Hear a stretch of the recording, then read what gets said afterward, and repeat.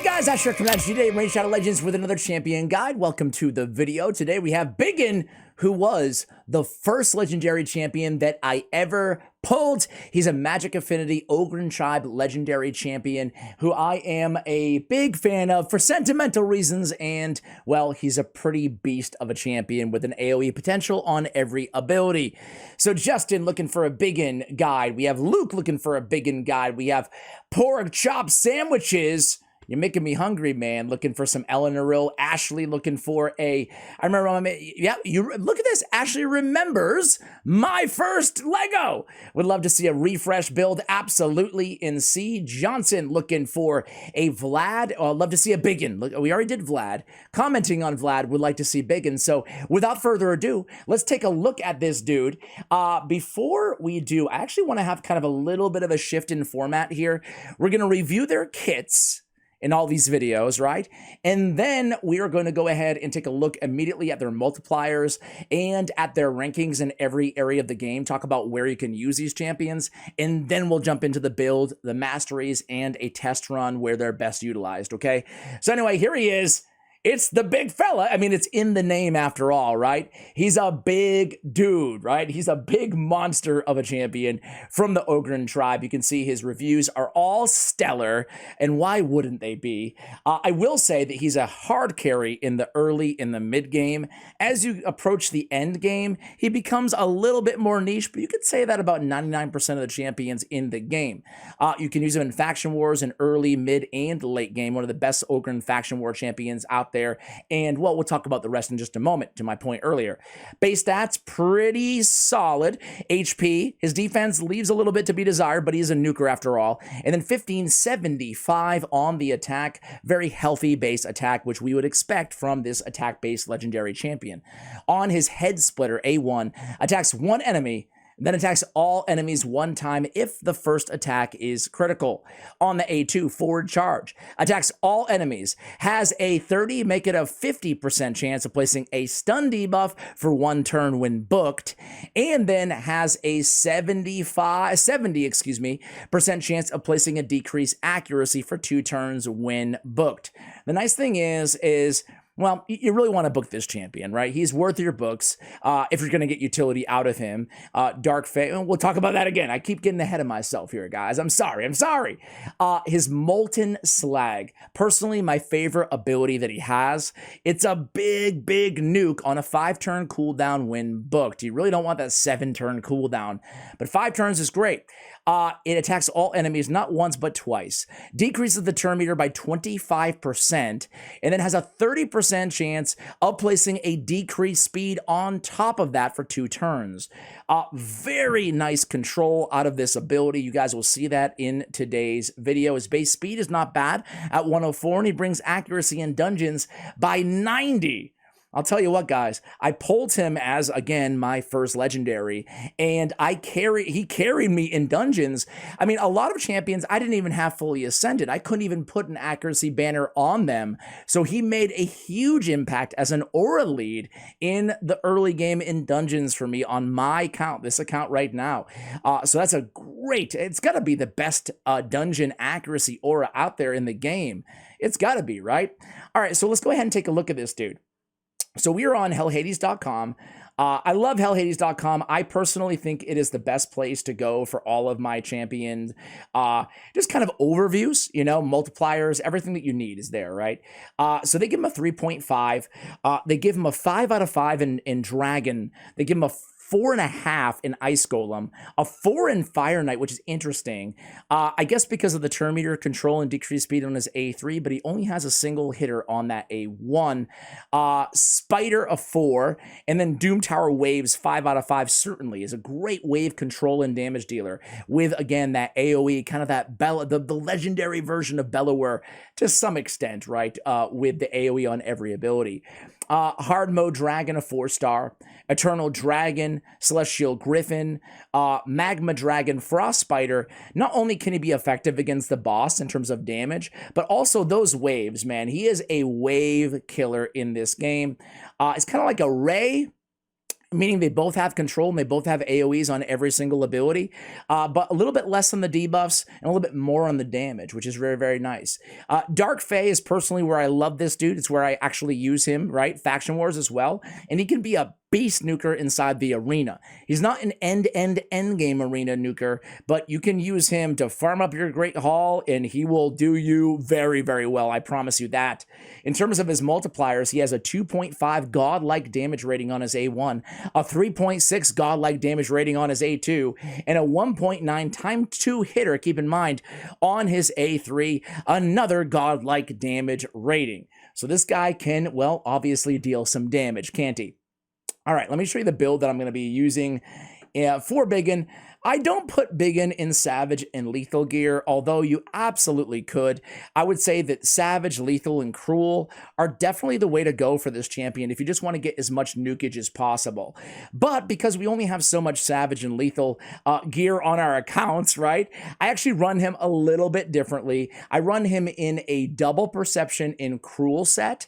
That way we're getting some bonus attack, we're ignoring a little bit of enemy defense, and then we get that juicy 80 accuracy plus the 10% speed from the 2 perception sets. Reason being is because we want accuracy on this champion. In terms of stat priorities, we want 100% crit rate. We want enough accuracy, usually 10 to 12 points of accuracy per stage of the dungeon that we're facing, usually aiming for around, 200, 250 for the final stages of Faction Wars, 300 or so for more difficult stages of Hydra in Doom Tower. 218 speed is great. And then you can see here 1734 and 45k. He's a little squishy. First and foremost, as we always say, even with nukers, the job is to keep them alive. We want to keep these dudes and dudettes alive here, right? Lest I offend somebody. All right, you know what? Look at this. We don't even have his crit damage gauntlets upgraded. Ash, come on, that's going to help a lot, man. All right, let's take a look at the new crit damage. What was it, 222 before? Now it's 246. Now we're talking here. So I built him in a very nuky happy build, right? I'll talk about the adjustments that I would make otherwise. We have accuracy on the banner. We have crit damage on the amulet. We have HP with a nice attack trip roll as a substat.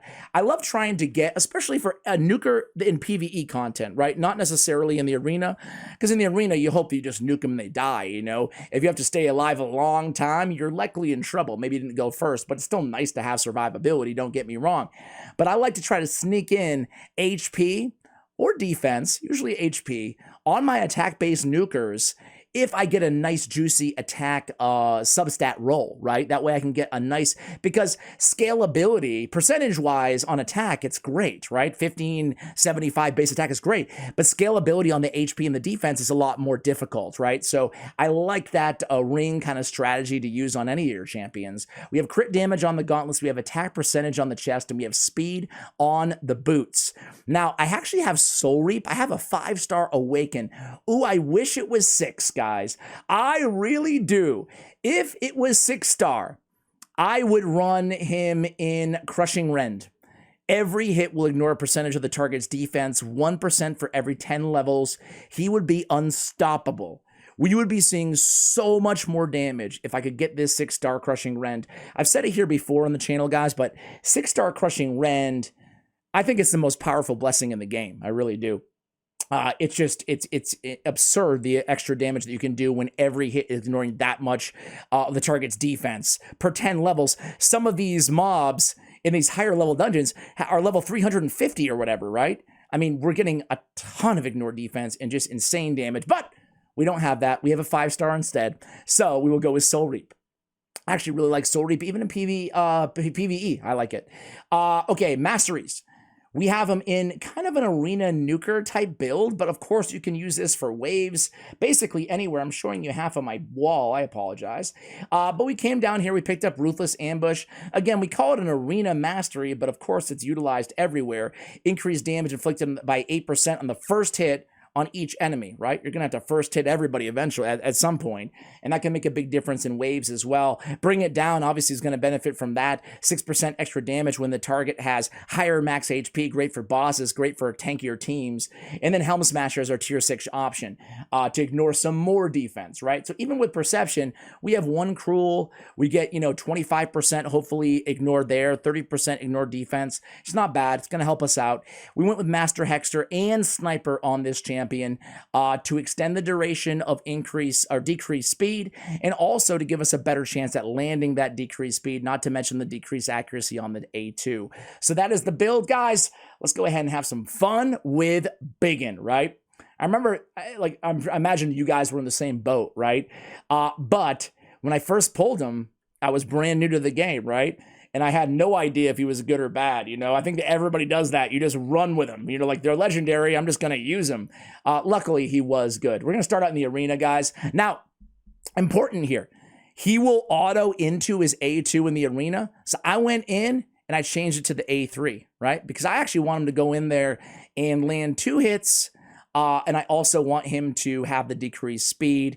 But you could go with the A2 as well. You're not going to see as much overall damage with that A2, but you do have a chance of stunning them on the A2. So it really is up to the user, up to you guys.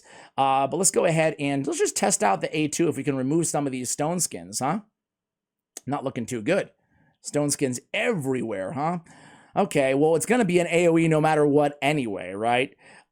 Let's try the A3. Now, the reason we want to go A3 and not A2 here is because even with the stone skin, you can see a decreased turn meter, by the way, I should say. Decreased turn meter, it's 2. It happens on each hit, right? Each hit. That's not intuitive from reading this skill. It's a really important note I should have mentioned earlier on Biggin. So this team, we might be toast. I don't know. Going to come in here, remove all these buffs. Just very high resist on, not on a Mithrala, obviously. And we're just getting unlucky with removing that from. Let's try again with the turn meter here. At least we get rid of temporarily Mortu Macabre, so we can't come in there and ruin our day with the Deny Revival. Comes back to life. We are going to go ahead and turn meter boost. We're going to come in here, try to steal some of these buffs. We do. Biggin is clinging on to life right now. Very, very clingy right now. I'm just going to A1 here because everybody else is asleep. Chris does wake up. We're going for it. Boom. There it is. Soul Reap ×2. So we take down their Reviver, guys. Just like that. We thought we might be toast, but we come back. We come back, man. I love it, Biggin. Well done. And you can see with this damage already here, guys, that it is not up there with a Hefrak, a Leo, a Trunda, Jirgid, Taurus, obviously. But it's not that far off, considering he has an AoE on every ability, as long as he's getting that crit rate on the, or landing that critical hit on that A1. So he makes up for it in his raw damage potential. I remember there used to be a spreadsheet out there talking about who has the most overall damage potential when you account like for 3 turns or 4 turns, all of their skills cycling once. And he was at the top of that list. I want to say he and Ray, actually, who I mentioned earlier, and oddly enough, War Mother, they're all at the top of that list. Now, this is a couple years ago, so things have changed, I'm sure. But you guys get, an idea of what he can bring to the table in the arena there. We do have, we have Faction Wars, but, Faction Wars not that exciting. I want to show you a Dark Fae team here. This is my main Dark Fae team. So the reason I love Biggin on this team is because, again, he can come in with that big A3. I have it shut off on round 1, shut off on round 2, so that way he can use it on round 3. I'll get that nice turn meter, 25 ×2, on that A3 to start things out, not against Dark Fae. Obviously, it works against her, but against all of the mirror images of our own champions. He can ensure that they're not going to get a turn, right? You can also go in with the A2 and just stun them if you want to, hopefully stun them, right?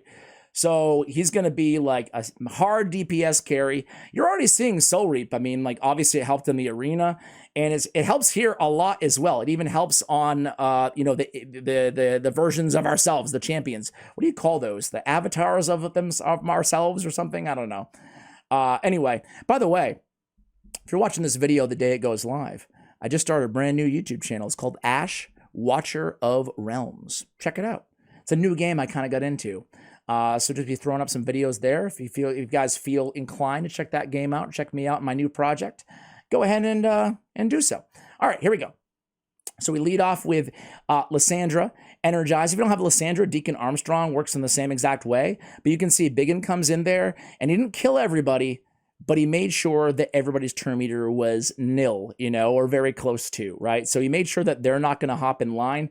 One thing you do have to be careful, though, with Biggin is if you have Retribution on him for the Mastery, if he counterattacks, he can counterattack you in this situation. And he can just absolutely wreck your entire team. So you got to be careful there.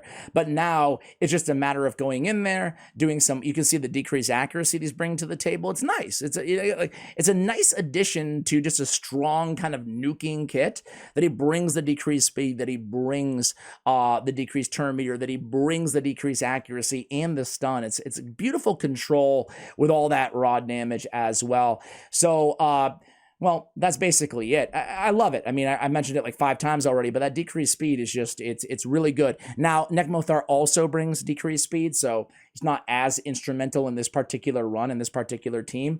But if you have a Biggin, and you have an Allure, and you have a Deacon Armstrong, I'm naming a lot of champions here, but those sorts of combinations can really excel you through the more challenging and difficult stages of Dark Fae. This is the final boss, Dark Fae, so obviously I'm using my main team, but you can certainly get by Skimfos the Consumed, even Maneater, right? Maneater has a 100% turn meter reduction on his Siphon, his A2 ability. So it's really looking for champions that, can bring control and turn meter is what I'm looking for here. Either or, right? Or sometimes both in the case of Biggin.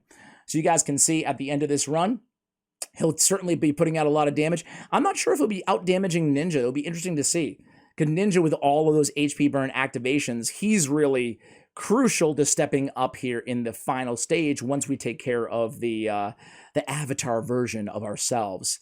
So there it goes. Biggin puts out a very, very cool 1 million damage, just slightly out-damaged by Ninja, but very, very nice in terms of, again, all of the control that he's also bringing to the table. You can run him, as we mentioned, in Doom Tower, any single floor, build him a little bit tankier so he can take a hit, right? You can throw him in a stun set as well. I guess I should have mentioned that, too, at the beginning of the video, but you true OGs who watched till the end, putting him in stun, guys, is like putting Bellower in stun, right?